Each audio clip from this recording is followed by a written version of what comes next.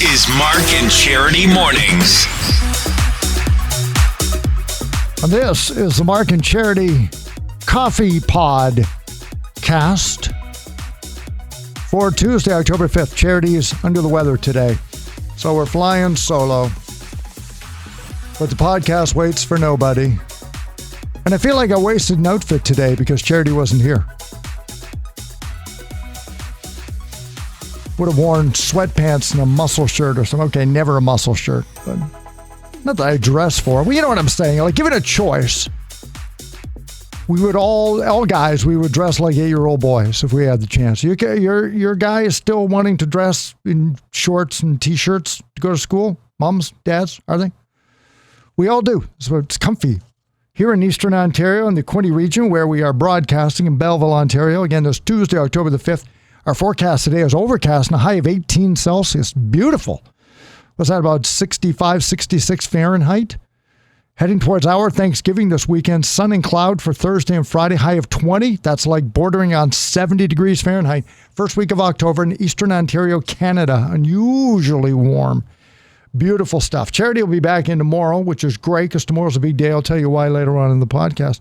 But this morning, we spent some time on what I consider to be a pretty important topic.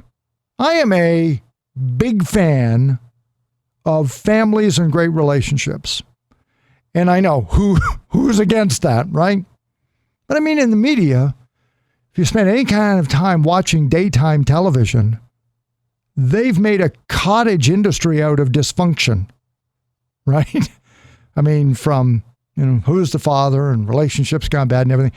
And after a while, if you watch that long enough and you read enough stats about divorce, you think that everything is just inevitable to fall down. And yet, out came a wonderful survey that said that all great relationships have the following 10 characteristics in common.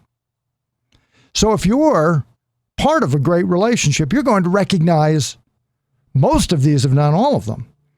If you're in a pretty good relationship or you're starting in a new relationship and you want it to last and be better, we're going to offer tips.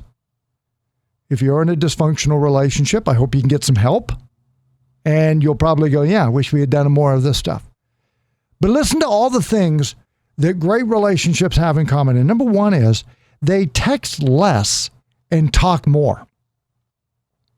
Doesn't mean they don't text.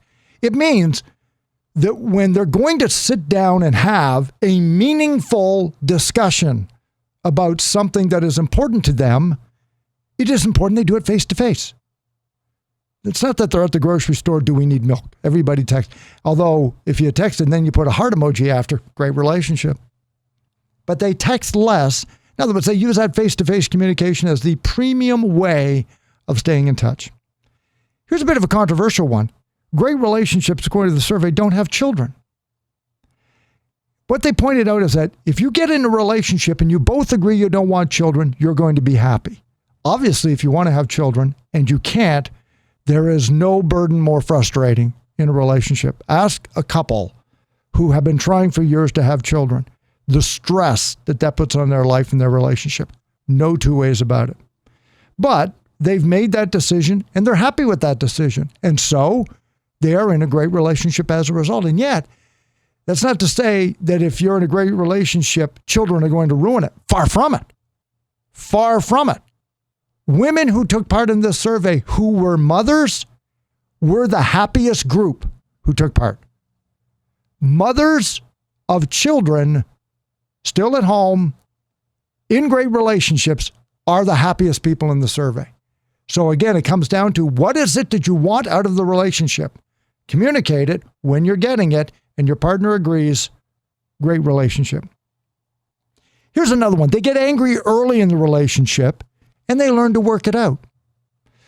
You start a relationship, you don't want to step into it. You don't want to find that landmine, that hand grenade. Find out what pushes a button, you stay away from it. Okay, fair enough. But what they say is, how do you deal with that first bit of a blow up, that first bump in the road? Work it out, great relationship. Because what it does is it tells the other person that we are never one argument away from goodbye. because you found a way early on in the relationship to apologize or work past it or clarify that you're saying the relationship is more important than my pride, my anger, my disappointment, my disillusionment at what just happened, that they will begin to feel like, okay, we can begin to work through some of these little molehills before they come mountains. And so they can work through it. And that's a really important thing. Some of the things you would expect. Great relationships, they share household chores. Yeah, big one. They do small acts of kindness.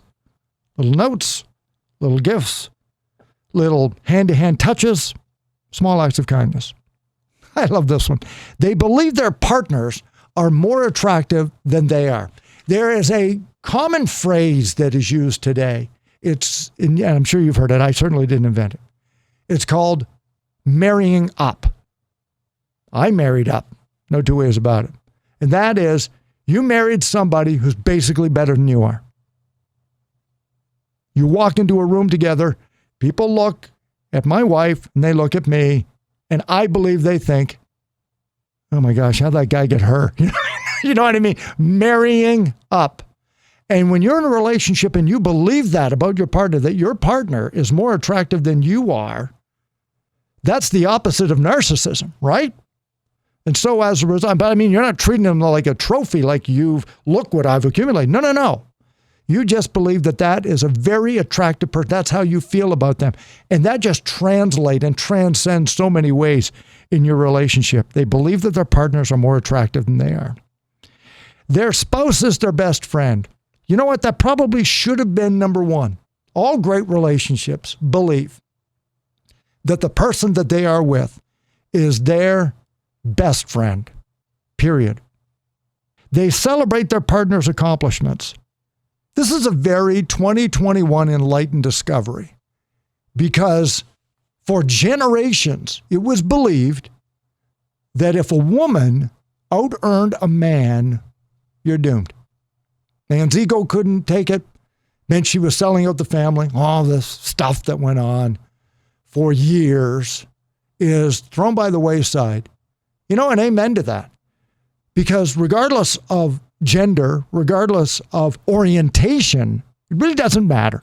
The person that you love the most, when they accomplish something, you celebrate it rather than, oh, what does it mean to me? You're in a great relationship when your partner can do that for you and you want to do that for your partner. Celebrate their accomplishments. And having similar drinking habits. And the last one is they're best rested. I take it to mean in some cases that you go to bed at the same time, you wake up at the same time. In other words, your life's rhythm is the same. But psychologists also say, and I'm sure if you're any kind of a sleep expert, you'll weigh in on this in comments. You can text us anytime, and I'm open because I'd love to hear it too. That when you are rested, you are at your best self. And so part of, not just dieting or exercising, part of wanting to be a great partner for that person who's your best friend in the relationship is you don't want to be tired all the time. You don't want to be unable to go for walks or take part in the great things that has made this relationship so great. You are rested. You take that seriously. You want to be at your best. And sleep is one of the most important things you can do. So you just find that a pair in a great relationship are best rested. And I just think that was such a great relationship. And in these times when we're talking about dysfunction and all that's wrong with the world and how we begin to fight right away as a first reaction to everything, I thought that was really positive stuff. You want to talk about positive tomorrow? Here's why Charity's going to be back tomorrow. There is no way she's going to miss out on the Kids Can't-Wait Radio-a-thon to benefit the Children's Foundation here in Belleville, Eastern Ontario. Kim Henry, the executive director, is going to be on the show. Their job as a Children's Foundation, let me back that up a second. You would help a child if you could. Not even going to ask the question. Would you help a child? Of course you would. Would you give us some money? Of course you would. It's why. It takes a village to raise a child. We love children. Of course we would. But could you help hundreds at a time? That's where it gets dicey. No. So the Children's Foundation exists. They've got the infrastructure with the programs, Campus of Hope program, Playing for Keeps program. Reach for Success Bursary and Youth Awards, Helping Hands program, Sleep Babies Safe, all of these programs to help kids in need. And they have the fundraising capabilities and, equally as important, a volunteer board of community members whose job it is, whose mission it is, to ensure that all the money that we as donors donate are used for these programs. Win-win, win-win-win. And then over the years, literally, these programs have helped thousands of young people who today are tremendous adults in our community. That's the real fruit of the program. It's just you're helping kids today. But talk to an adult who 20 years ago benefited from that program and where they are today. And virtually all of them will say, out of gratitude, not out of anything else, out of gratitude, that I'm not sure I would be where I am today if 20 years ago you didn't donate $20, $50, $100, or didn't volunteer your time, or didn't retweet to help out so that somebody else who had some money could see it and help out, right? We all play a part in this. And so for 12 hours tomorrow, starting at 6 tomorrow morning, right up until 6 at night, we're going to try and raise $100,000 across all radio platforms here in the Quinte region, of which Mark and Charity Morning is going to be playing a big part in that. You can get on the Children's Foundation website, which is thechildrensfoundation.ca. Click on the Kids Can't-Wait Radio-a-thon banner. That will take you to the most wonderful site you're going to see today. And that is the online silent auction. There are dozens of very tempting items for you to enjoy, including if you decide to make a donation to send a kid to camp, $20. There you go, bang. Thank you very much for your donation and other great items. Do not look for my name so that you can simply outbid me. That's dirty pool. But you can make that donation as well because those will be closing up tomorrow. And I think at the time of broadcast here, just a little bit over $17,000 was raised through the silent auction. But again, by the time 6 o'clock rolls around tomorrow, we're hoping to combine to get about $100,000. So please tune in tomorrow to hear that. Hear the reasons why. Talk to this great life partner that you have in your relationship and find out how important that all children are to the good of our community as we move forward in life and come out of the pandemic and start to rebuild our civilizations the way we want them. Starts with great kids. And then make a donation tomorrow. Lots of ways to do it. Charity's going to be back in. I'm looking forward to it. We're going to dress purple tomorrow because that is the colors of the Children's Foundation, and we can't wait for you to be a part of it. Mark and Charity's Coffee Podcast, broadcast out of the 95.5 Hits FM studios here in Belleville, Ontario. It's Tuesday, October the 5th. If you would ever like to make comment, you know what? You can text us through our prize line at 613-962-0955 because we're going to be answering questions and things you always wanted to know on our podcast and various other things. Send us your comments. We'd love to see it. Podcast is uploaded daily by 11 o'clock every morning. We spend about 15 minutes. We call it like a little bit of a coffee break, hence the Coffee Podcast name. I'm Mark Philbin. Talk to you tomorrow at 95.5 Hits FM and here on the podcast. Have yourself a great Tuesday.